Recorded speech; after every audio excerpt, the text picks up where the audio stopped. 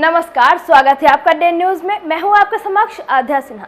करवाऊंगी रूबरू शहर के ताजा तरीन खबरों से, लेकिन खबरों पे नजर डालने से पहले आइए नजर डालते हैं उन तमाम खबरों पे जो बनी है आज की सुर्खियां। मोबाइल चोरी होने के 1 घंटे के बाद ही सॉफ्टवेयर की मदद से शातिर उसका सब कुछ बदल देते थे।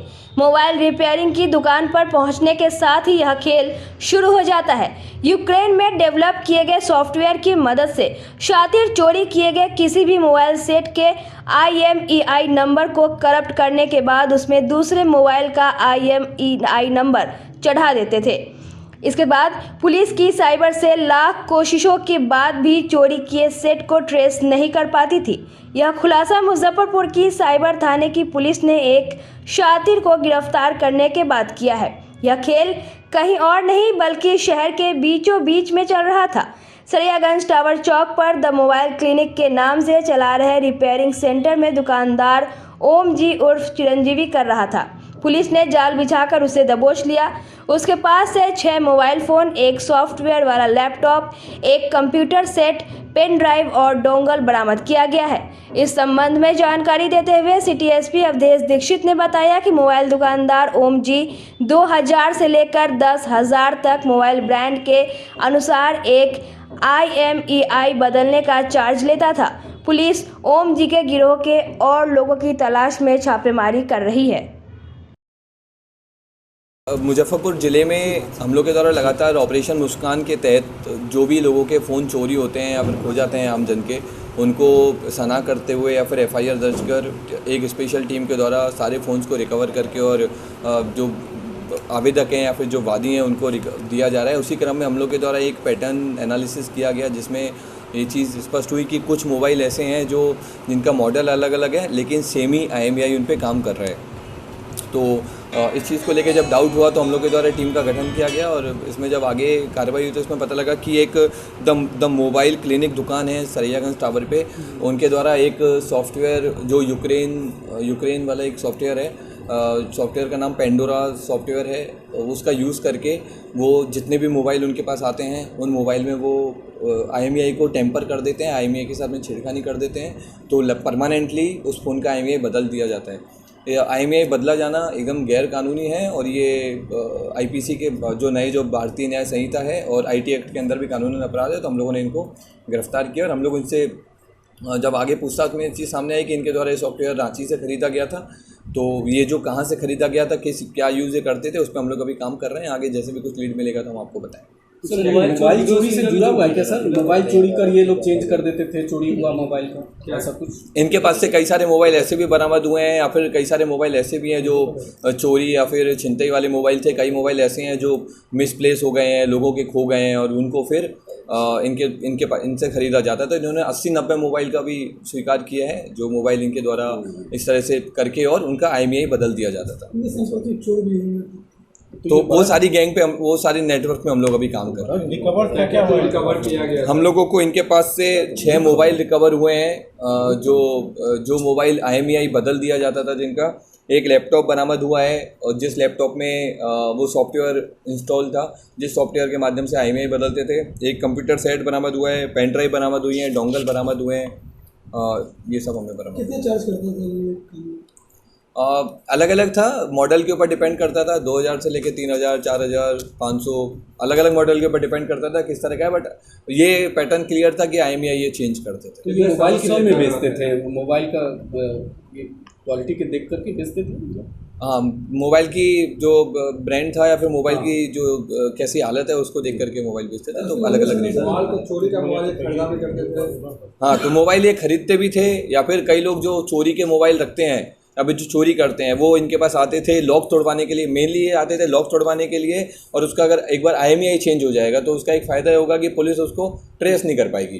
तो जैसे अगर हम लोग के पास में कोई एक IMEI है, अगर हम ट्रेस करना चाहते हैं और अगर IMEI चेंज हो गया तो हम लोग के लिए भी ट्रेस करना मुश्किल है। तो ये काम करते थे। मुजफ्फरपुर शहर के अलावा ग्रामीण क्षेत्रों में बाइक और मोबाइल फोन लूटने वाले गिरोह के 2 शातिर अपराधियों को पुलिस ने हथियार के साथ गिरफ्तार किया है। दरअसल मीनापुर पानापुर OP थानेदार अभिषेक कुमार को गुप्त सूचना मिली थी कि कांटी से मीनापुर जाने वाले रास्ते में 2 युवक हथियार से लैस होकर एक बड़ी वारदात को अंजाम देने वाले हैं। पुलिस ने मौके पर छापेमारी कर 2 अपराधी को दबोच लिया। तलाशी लेने पर उसके पास से हथियार बरामद की गई। गिरफ्तार अपराधियों की पहचान मुशहरी थाना क्षेत्र के बदौलिया निवासी विजय सहनी और संजय कुमार के रूप में हुई है। पुलिस ने उनके पास से एक देसी कट्टा, एक पिस्टल, 3 कारतूस, 4 बाइक और 5 मोबाइल फोन बरामद किया है। सिटी एसपी अवधेश दीक्षित ने बताया कि दोनों अपराधी मीनापुर, पानापुर, मुशहरी और बेला इलाके में लूटपाट की घटना को अंजाम दिया करते था। उन्होंने बताया कि इन दोनों के संपर्क में आए अन्य अपराधियों की तलाश में पुलिस छापेमारी कर रही है। पानापुर ओपी थानाध्यक्ष को एक सूचना मिला था कि कांटी से मीनापुर जाने वाला जो रास्ता है उसमें 2 व्यक्ति हैं जो पूर्व के अपराधी भी रहे हैं। ये गुप्त सूचना था कि उनके द्वारा कुछ अपराध की योजना बनाई जा रही है, तो उसी क्रम में इनके द्वारा खुद लीड करते हुए और वरीय पदाधिकारी को सूचना देते हुए रेड किया गया और रेड के दौरान में 2 व्यक्तियों की गिरफ्तारी की गई, जिसमें एक व्यक्ति विजय सैनी है और दूसरे संजय कुमार हैं। विजय सैनी रहने वाले मोतीपुर के हैं और संजय कुमार मुसहरी के रहने वाले हैं। और दोनों से जब पूछताछ की गई तो उसमें ये चीज़ सामने आई कि मुजफ्फरपुर ज़िले में मोतीपुर, पानापुर, मीनापुर, ब्रह्मपुरा, सदर, मनियारी और मुसहरी और बेला, ऐसे और भी बहुत सारे क्षेत्र हैं जहाँ पे पिछले कुछ टाइम से लगातार फ़ोन स्नैचिंग की या फिर बाइक चोरी की या फिर बाइक छिनतई, बाइक लूट की जो घटनाएं हो रही थी, उनमें ज़्यादातर घटनाएं इन्हीं के द्वारा कारित की गई हैं। ये इनके द्वारा कन्फेस किया गया और इनकी जब हम लोगों ने छापेमारी की तो इनके पास से हम लोगों को एक देसी कट्टा मिला, एक पिस्टल की रिकवरी हुई है, 3 कारतूस बरामद हुए हैं, 4 मोबाइल और 4 मोटरसाइकिल और 5 मोबाइल हम लोगों ने रेड के दौरान में बरामद किए। ये सारे मोटरसाइकिल और मोबाइल ऐसे हैं जो इनके द्वारा अलग अलग जगह से लूटे गए हैं, छिनतई किया गया है। जैसे मुसहरी में कुछ दिन पहले ये घटना हुई थी जिसमें एक बाइक छीनी गई थी, वो भी इन्हीं के द्वारा छीनी गई थी। सदर क्षेत्र में दिगरा एरिया से एक बाइक छीनी गई थी, वो इनके द्वारा छीनी गई थी। पानापुर में भी एक बाइक की छिनतई हुई थी, वो भी इनके द्वारा किया गया था। ये दोनों अपराधी पूर्व के अपराधी रहे हैं। इनमें से जो विजय सैनी हैं ये सजा याफ्ता क्रिमिनल हैं, कन्विक्टेड हैं। 2012 में जेल गए थे और 2012 से लगातार ये क्राइम कर रहे हैं। 7 साल की इनको सज़ा भी हो चुकी है। उसी में बाहर आए थे और बाहर आकर के फिर इन्होंने क्राइम किया है। और इसी तरह से संजय सैनी थे, इनके ऊपर भी कई सारे बाइक चोरी के और लूट के और मारपीट के कई सारे केसेस हैं जिनमें जेल गए थे और जेल में दोनों की मुलाकात हुई थी और तभी से लगातार क्राइम कर रहे हैं। इनके गिरोह में और भी लोग हैं या यही दोनों सिर्फ घटना बने हैं? इनके गिरोह में और भी लोग हैं जो हथियार का सप्लाई करते हैं या फिर जहाँ पे ये लोग बाइक बेचते हैं, क्योंकि पहले भी जब ये बाइक चोरी में जेल गए थे या फिर अभी भी कुछ बाइक जो उन्होंने बेची हैं वो नेपाल में जाकर के बेची हैं।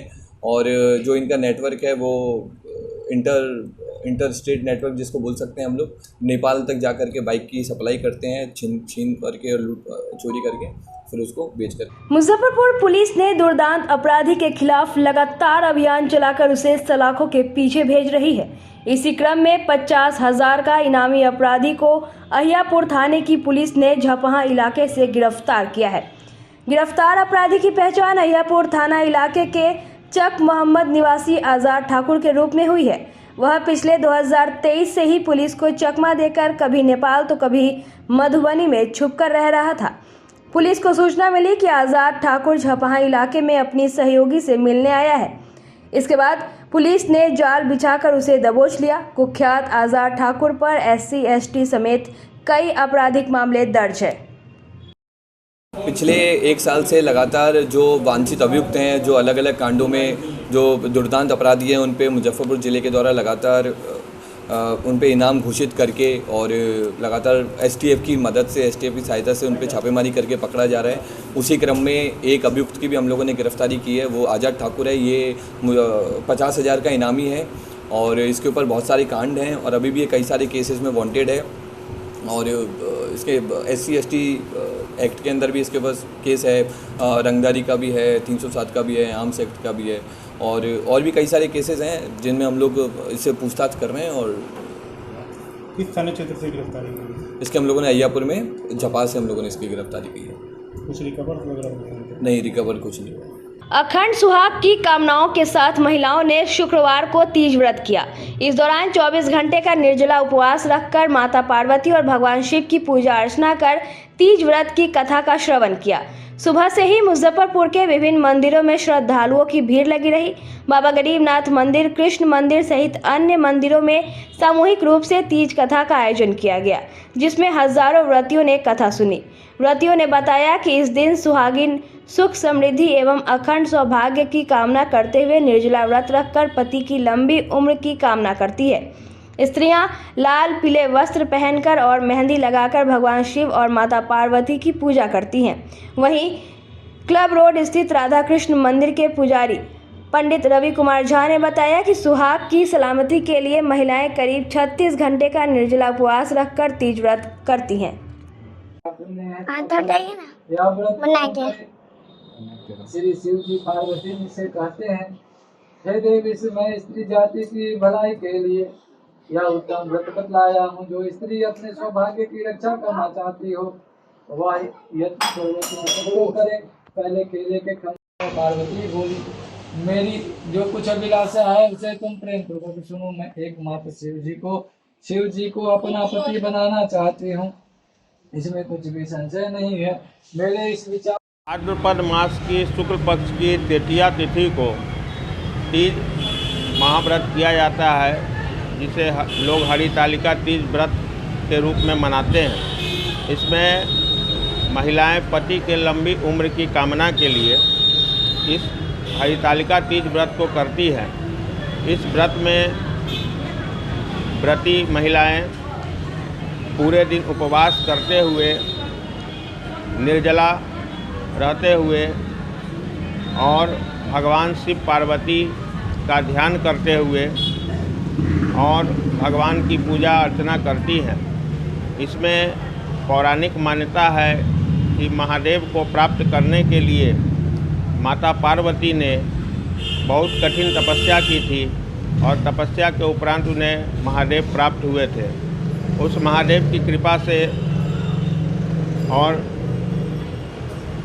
माता पार्वती की कृपा से सभी की सौभाग्य की प्राप्ति हो और उनके पति की लंबी उम्र हो और इनसे उनके मनोवांछित फल की प्राप्ति हो, इस कामना के लिए हरितालिका तीज व्रत करते हैं। इसमें विशेष रूप से नारियल, जमीरी नींबू, ठेकुआ, पिड़किया और विभिन्न प्रकार के जो ऋतु फल हैं, लौंग, इलायची, अनार, जमीरी नींबू इति विशेष रूप से भगवान को अर्पण किए जाते हैं। और महादेव शिव पार्वती जी का हे शिव रूपनी, हे सभी मनोकामनाओं को पूर्ण करने वाली, हे जगत जननी, आप हम पर कृपा बनाए रखें। और इसी कामना के साथ व्रती महिलाएं इस महाव्रत को करती हैं। शुक्रवार की शाम चौठ चंद्र पूजा की गई। व्रतियों ने दिन भर उपवास रख शाम में चंद्रमा को अर्घ्य प्रदान किया, उनकी पूजा अर्चना की। इसके पहले पूजा स्थल की सफाई कर फूलों व रंग बिरंगे लाइटों से सजाया गया। व्रतियों ने शाम तक निर्जला व्रत रखकर फल, खीर, पूरी और दही से चंद्रमा को अर्घ्य समर्पित किया। व्रतियों ने परिवार की कुशलता की कामनाएं की। चंद्रदेव के गुणगान में भजन गाए गए। पूजा के दौरान घर के सभी सदस्य व आसपास के लोग भी बैठे हुए थे। उधर जिन लोगों के घर चौठ चंद्र की पूजा नहीं होते हैं, वे शाम में फल लेकर चंद्रदेव को प्रणाम करते हैं। भादव शुक्ल पक्ष चतुर्थी को हम लोग चौचन पबनी मनाते हैं और अनेक फल फूल आदि मिठाइया से अर्घ देते हैं और खीर पूरी बनाते हैं, अर्घ देते हैं, दही का भी अर्घ देते हैं। उससे और पति का, बेटा का लंबी आयु दे, रोजी रोटी भगवान यही कामना करते हैं कि भगवान बाल बच्चा को बुद्धि दे, नौकरी चाकरी दे। चकुचन्ना पर्व भादव मास में चतुर्थी तिथि को मनाया जाता है। यह पर्व खासकर बिहार, झारखंड, मिथिला, उत्तर प्रदेश में मनाया जाता है। इस दिन महिलाएं गणेश भगवान का और चांद देवता का पूजा करती हैं और अपने पति के लंबी उम्र के साथ साथ अपने बच्चों की भी लंबी उम्र की कामना करती हैं। इस दिन चांद को अर्घ दिया जाता है और विधि विधान से पूजा किया जाता है। बिहार में स्वास्थ्य विभाग की ओर से 178 करोड़ रुपए की लागत से नवनिर्मित क्षेत्रीय चक्षु संस्थान सह चक्षु अस्पताल और स्वास्थ्य विभाग के द्वारा 850 करोड़ रुपए की लागत से विभिन्न परियोजनाओं का उद्घाटन और शिलान्यास मुख्यमंत्री नीतीश कुमार और केंद्रीय स्वास्थ्य मंत्री जगत प्रकाश नड्डा द्वारा संयुक्त रूप से किया गया। इसमें मुजफ्फरपुर के साहेबगंज, बरुराज और सकरा में हेल्थ एंड वेलनेस सेंटर, वहीं सकरा और साहेबगंज प्रखंड में अतिरिक्त स्वास्थ्य केंद्र के अलावे मीनापुर, कटरा और मुशहरी प्रखंड में 20-20 बेड के अस्पताल का वीडियो कॉन्फ्रेंसिंग के माध्यम से उद्घाटन भी किया गया। मुजफ्फरपुर समाहरणालय सभाकक्ष से जिलाधिकारी सुब्रत कुमार सेन, सिविल सर्जन विधायक निरंजन राय, विधायक विजेंद्र चौधरी समेत स्वास्थ्य विभाग के अधिकारी वीडियो कॉन्फ्रेंसिंग से जुड़े रहे। गायघाट विधायक निरंजन राय ने बताया कि कटरा प्रखंड क्षेत्र में 20 बेड के एपीएचसी का उद्घाटन हुआ है, जिससे वहां की आम जनता को स्वास्थ्य क्षेत्र में काफ़ी सहूलियत होगी। अभी हम लोग की जो महागठबंधन की सरकार थी और हम लोग के आदरणीय नेता श्री तेजस्वी प्रसाद यादव जी जब स्वास्थ्य मंत्री थे, उसी समय फैब्रिकेटेड प्रत्येक प्रखंड में 20 बेडेड हॉस्पिटल का आदेश हुआ निर्माण के लिए, और वो अभी बन के तैयार भी है। तो उसी के आज उद्घाटन है कटरा। आज माननीय मुख्यमंत्री जी और माननीय स्वास्थ्य मंत्री जी भारत सरकार के द्वारा उसका शुभारंभ किया गया है वीडियो कॉन्फ्रेंसिंग के माध्यम से। आज हमारे यहाँ उसी के संदर्भ में 20 बेडेड फैब्रिकेटेड हॉस्पिटल का उसका उद्घाटन होना है। उसी में क्या सुविधाएं हो जाएगी अब? उसमें है कि बेड की संख्या बढ़ेगी तो निश्चित रूप से मरीज़ की सुविधा बढ़ जाएगी, क्योंकि जो मरीज़ आते हैं ग्रामीण क्षेत्र से उनके पास बेड नहीं रहने की वजह से काफ़ी दिक्कत होता है। बेड की सुविधा बढ़ेगी तो निश्चित रूप से उनको जो उपचार, जो प्रॉपर उपचार है वो मिलेगा। देखिए, कुछ हेल्थ वेलनेस सेंटर बने हैं, एपीएचसी का निर्माण हुआ है, अन्य स्ट्रक्चर्स भी जो स्वास्थ्य विभाग के अंतर्गत जो बन करके तैयार था, उसका उद्घाटन पटना से माननीय मुख्यमंत्री जी ने और माननीय केंद्रीय स्वास्थ्य मंत्री जी जो हैं दोनों ने मिलकर के किया है, और उसी कार्यक्रम में हम लोग भी सम्मिलित हुए हैं। कल माननीय केंद्रीय मंत्री महोदय का यहाँ भी आगमन है। मुजफ्फरपुर ज़िले में SKMCH में जो सुपर स्पेशलिटी ब्लॉक है उसका उद्घाटन होना है, कैंसर हॉस्पिटल का विजिट है, तो उसको लेकर के भी तैयारियां चल रही हैं। और जो स्वास्थ्य संस्थान आज जिनका उद्घाटन हुआ है उसमें त्वरित तरीके से स्वास्थ्य सुविधाएं अविलंब उपलब्ध कराई जाए, इस संबंध में सिविल सर्जन के स्तर से भी आवश्यक कार्रवाई की जा रही है। तो सुपर स्पेशलिटी अस्पताल जो उद्घाटन होना है उसमें क्या क्या सुविधाएं होने जा रही हैं? उसमें कुछ डिपार्टमेंट्स हैं जिनके लिए जिनके OPD की व्यवस्था और साथ साथ जैसे न्यूरो सर्जरी वगैरह भी आप देखेंगे जो अत्याधुनिक व्यवस्थाएं होती हैं, या कार्डियोलॉजी डिपार्टमेंट है तो फुल फंक्शनल उसको किया जा रहा है। मशीन्स वगैरह इंस्टॉल हो गई हैं और OPD प्रारंभ हो गया है और OT भी फंक्शनल होने की स्थिति में आ गया है। तो अच्छी सुविधाएं न सिर्फ इस जिले वासियों को बल्कि आसपास के मरीजों को भी नए सुपर स्पेशलिटी ब्लॉक से हम लोग उम्मीद कर रहे हैं कि उद्घाटन के तुरंत बाद मिलना शुरू हो जाएगा। मुजफ्फरपुर के मनियारी थाना अंतर्गत शाहपुर मरीचा निवासी रूबी कुमारी ने शुक्रवार को जिलाधिकारी को ज्ञापन सौंपकर न्याय की गुहार लगाई है। पीड़िता रूबी कुमारी ने बताया कि 29 जून को उनके पति सोनू कुमार को गांव के ही कुछ लोगों ने ईर्ष्यापूर्वक कोल्ड ड्रिंक में जहर मिलाकर पिला दिया था, जिसकी वजह से उनकी मौत हो गई। आखिरी सांस लेते वक्त उनके पति ने उन सभी लोगों के नाम बताए जिन्होंने उन्हें जहर दिया था। रूबी कुमारी ने बताया कि इस मामले को लेकर उन्होंने बरियारपुर थाना में नामजद शिकायत दर्ज कराई। घटना के 3 महीने बीत जाने के बाद भी पुलिस ने एक भी अभियुक्त की गिरफ्तारी नहीं की है, जिस वजह से वो लोग खुलेआम घूम रहे हैं और उन्हें केस उठाने की धमकी दे रहे हैं। वहीं उनके अधिवक्ता SK झा ने बताया कि यह बहुत ही गंभीर मामला है, जहां आरोपी खुलेआम घूम रहे हैं और पीड़ित व उनके परिवार डर के साए में घर में पैक है। अधिवक्ता ने बताया कि उन्होंने इस मामले की जानकारी राष्ट्रीय मानवाधिकार आयोग नई दिल्ली और बिहार मानवाधिकार आयोग पटना को इसकी जानकारी दे दी है। साथ ही जिलाधिकारी को भी ज्ञापन के माध्यम से इस मामले से अवगत कराया गया है। हमारी मांग है कि उनके परिवार को सुरक्षा दी जाए और अभियुक्तों की अविलंब गिरफ्तारी की जाए। मामला है कि हमको पति के 3 बजे से बुला के ले गए, छोटू कुमार, सुशील कुमार, राजा कुमार, सोनू कुमार। तब खोजते खोजते गए ना तो वहाँ पर रहे थे तो चारों लड़का वहाँ खड़ा थे। जब हमको देखा तब भाग चला वजह से। नाम बताए सबके हमको पति को क्या हुआ? पति के ठंडा में जहर डाल के पिया दिए। क्यों? किस वजह से? क्या लफड़ा था? पैसा का लफड़ा था? कुछ के नहीं लफड़ा था, दोस्तियारे चलते थे। ऐसी दोस्तियारी में ठंडा में जहर पिला के मार दिया? हाँ। तब आगे क्या चाह रही है आप? आगे केस करने चाहते थे तो केस किए ना, तो नहीं वहाँ थाना पर जाते हैं ना, तो थाना पर से अति आईओ डांट उठ के बेलगा देते थे। क्या महीना हो गया? तीसरा महीना चढ़ा हुआ है। गिरफ्तारी नहीं हुआ? नहीं। बरियारपुर थाना में एक केस इंस्टीट्यूट हुआ 43/24 30/6/2024 को 302, 341, 504, 506, 34 IPC में और 328 और 120 भी IPC में। इसमें है क्या कि रूबी कुमारी के पति को उनके ही आस पड़ोस के रहने वाले 4-5 आदमी लोग सब मिल करके उसको ठंडा में जहर मिला करके उसको पिला दिया और उसको मार दिया। सोनू कुमार जो मृतक था, वह सोनू कुमार पहले बाहर में दिल्ली वगैरह सब में रह करके वह आइसक्रीम वगैरह के फैक्ट्री में वह लेबर मजदूरी का वह काम किया करता था।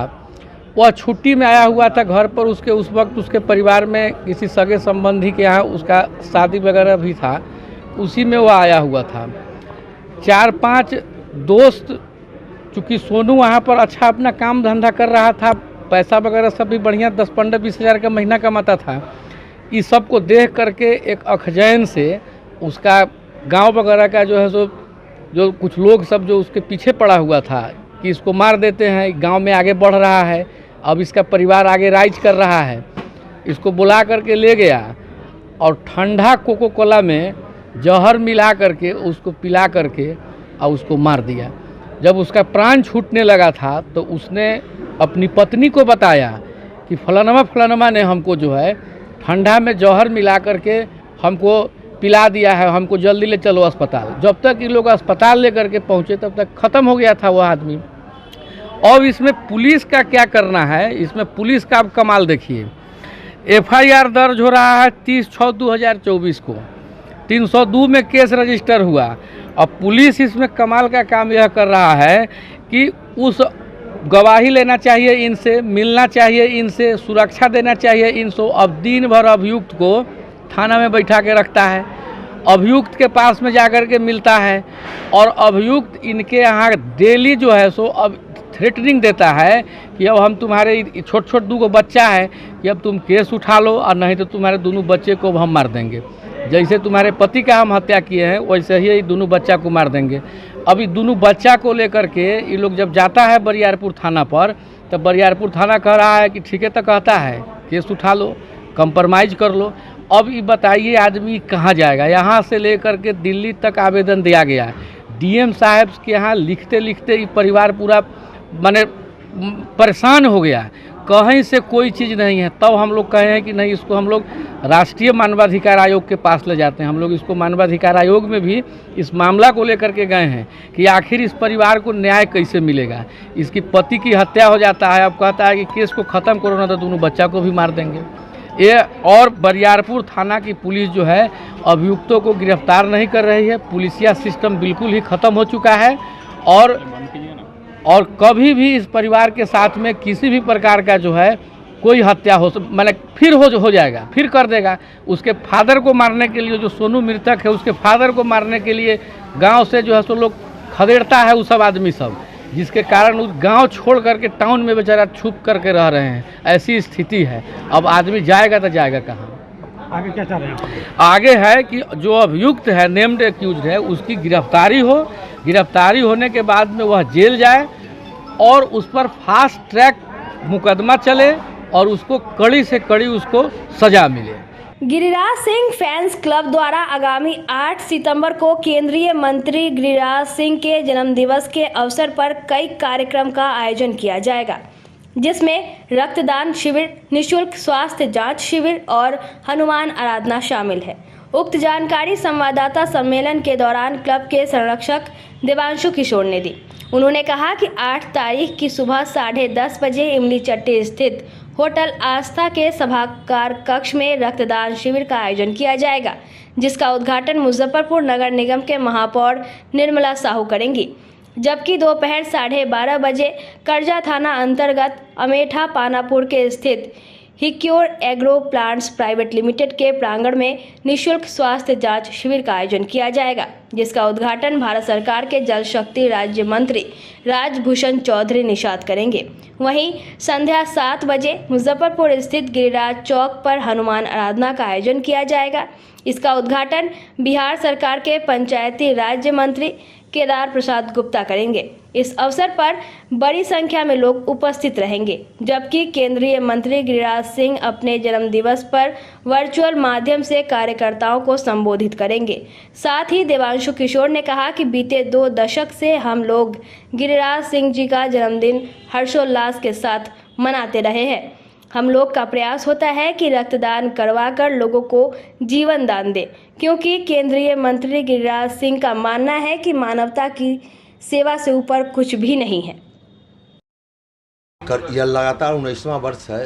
हिंदू हृदय सम्राट गिरिराज सिंह जी के जन्मदिन हर साल मुजफ्फरपुर में ब्लड डोनेशन कैंप, रक्तदान शिविर, स्वास्थ्य शिविर और इस पर हनुमान आराधना का आयोजन किया जा रहा है गिरिराज चौक पर, जिस रक्तदान शिविर का उद्घाटन मुजफ्फरपुर की मेयर श्रीमती निर्मला साहू जी करेंगी।